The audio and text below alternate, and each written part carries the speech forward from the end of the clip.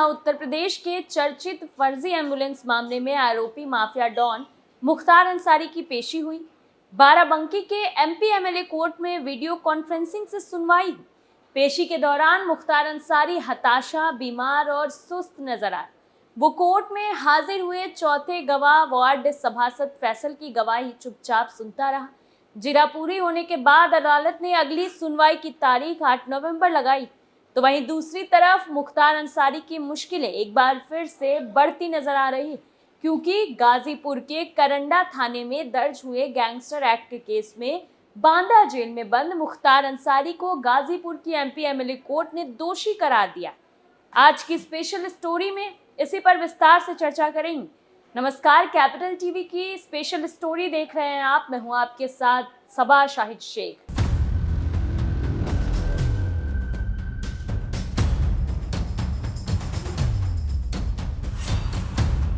जब उत्तर प्रदेश में माफियाओं की तूती बोला करती थी, लेकिन आज हालात कुछ और है। उत्तर प्रदेश माफिया मुक्त होते जा रहा है। पहले यूपी में माफियाओं का राज चलता था, लेकिन अब कानून का राज चलता है।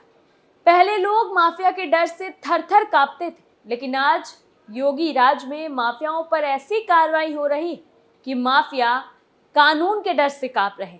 दरअसल गाजीपुर के करंडा थाने में दर्ज हुए गैंगस्टर एक्ट के केस में बांदा जेल में बंद मुख्तार अंसारी को गाजीपुर के एमपी एमएलए कोर्ट ने दोषी करार दिया है।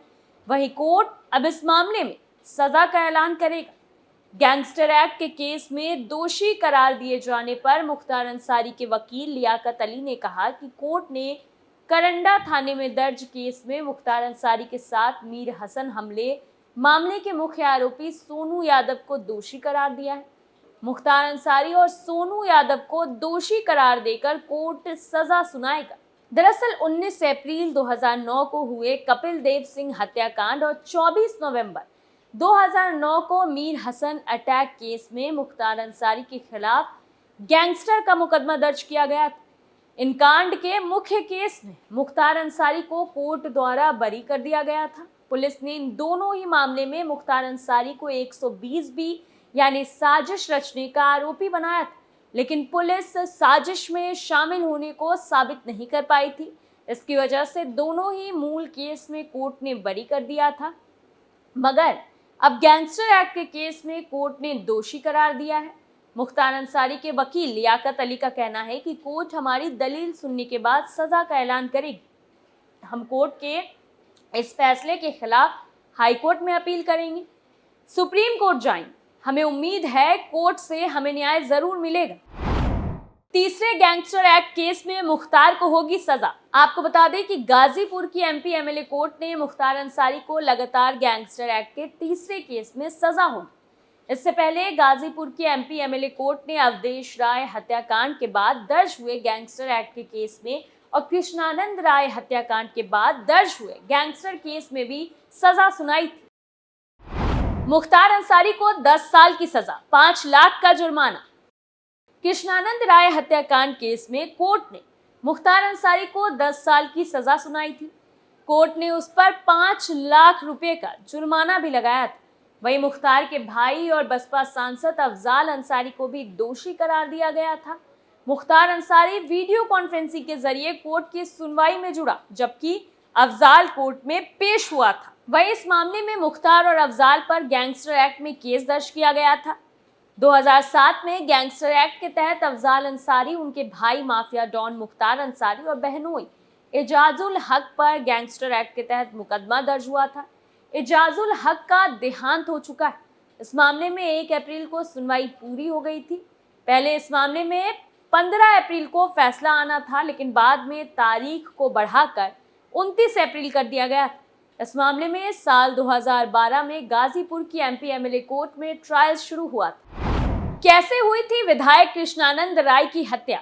दरअसल 29 नवंबर 2005 को गाजीपुर की मोहम्मदाबाद सीट से बीजेपी विधायक कृष्णानंद राय अपना काफिला लेकर भांगर कोल ब्लॉक के सियाड़ी गांव में क्रिकेट टूर्नामेंट का उद्घाटन करने गए थे। गांव ज्यादा दूर नहीं था, तो उस दिन वो अपनी बुलेट प्रूफ गाड़ी नहीं ले गए थे। जब वो कार्यक्रम से लौट रहे थे तो बसनिया चट्टी के पास घात लगाए हमलावरों ने उनके काफिले पर हमला कर दिया था। वहीं आपको बता दें कि हमलावर ने AK-47 से अंधाधुंध फायरिंग कर दी थी। कई मिनट तक पूरा इलाका गोलियों की आवाज से गूंजता रहा था। कहते हैं कि हमलावरों ने करीब 500 राउंड फायरिंग की थी। हमलावरों ने कृष्णानंद राय के शरीर को गोलियों से भूनकर छलनी कर दिया था। बताया जाता है कि उनके शरीर से 60 से भी ज्यादा गोलियां मिली। इतना ही नहीं, उन्होंने बीजेपी नेता की शिखा भी काट दी थी। इस हमले में उनके काफिले में शामिल 7 लोगों को नृशंस हत्या कर दी गई थी। इस हमले में मुख्तार अंसारी और उनके भाई अफजाल अंसारी को आरोपी बनाया गया था। बताया गया कि इस हत्याकांड के पीछे चुनावी रंजिश वजह थी। वहीं फर्जी नाम और पते पर ली गई एम्बुलेंस UP 41 AT 7171 के मामले में बाराबंकी ACGM विपिन यादव की कोर्ट 19 में पेशी हुई। वकील रणधीर सिंह सुमन ने बताया कि वर्चुअल पेशी पर बांदा जेल से मुख्तार अंसारी और उसके 2 अन्य गुर्गे जाफर उर्फ चंदा संत कबीर नगर जेल, अफरोज उर्फ चुन्नू गाजीपुर जेल से कोर्ट में हाजिर हुए। वहीं मुख्तार अंसारी के वकील रणधीर सिंह सुमन ने बताया कि सरकार बनाम डॉक्टर अलका राय केस में 4थे नंबर के अभियोजन गवाह नगर क्षेत्र नेहरू नगर वार्ड के सभासद मोहम्मद फैसल हाजिर हुए। कोर्ट में मोहम्मद फैसल ने बताया कि जिस मकान के पते पर फर्जी एम्बुलेंस का पंजीकरण हुआ था वो हमारे वार्ड में नहीं आता। सभासद के बयान दर्ज होने के बाद कोर्ट ने अगले गवाह मोहम्मद अनवर को कोर्ट में तलब किया है। कोर्ट में सुनवाई पर अपने आप को बेकसूर बताने वाला अभियोजन गवाही के दौरान पेशी पर मुख्तार अंसारी हताशा, बीमार और सुस्त नजर आया और चुपचाप गवाहों की बातें सुनता रहा। आपको बता दें कि डॉक्टर अलका राय पर बाराबंकी में एम्बुलेंस के फर्जी दस्तावेजों के आधार पर पंजीकरण के आरोप में नगर अप्रैल 2021 में मुकदमा दर्ज हुआ था। वहीं इस मामले में मुख्तार अंसारी का नाम आने और आरोप तय होने के बाद कोर्ट ट्रायल चल रहा है। वहीं पेशी के वक्त मुख्तार अंसारी की हालत काफी खराब और लाचार दिख रही थी, जिसे देखकर यह साफ अंदाजा लगाया जा सकता है कि मुख्तार अंसारी ने अब योगी के सामने सरेंडर कर दिया, क्योंकि उसे भी पता चल गया है कि जो भी अपराध उसने किया है अब उन सब का चुन चुन के हिसाब होगा। हालांकि अब ये देखना होगा कि मुख्तार अंसारी को कोर्ट से क्या सजा मिलती है, फांसी की या फिर आजीवन कारावास की। फिलहाल के लिए इस स्पेशल स्टोरी में इतना ही। बाकी तमाम बड़ी खबरों के लिए देखते रहिए कैपिटल TV उत्तर प्रदेश। नमस्कार।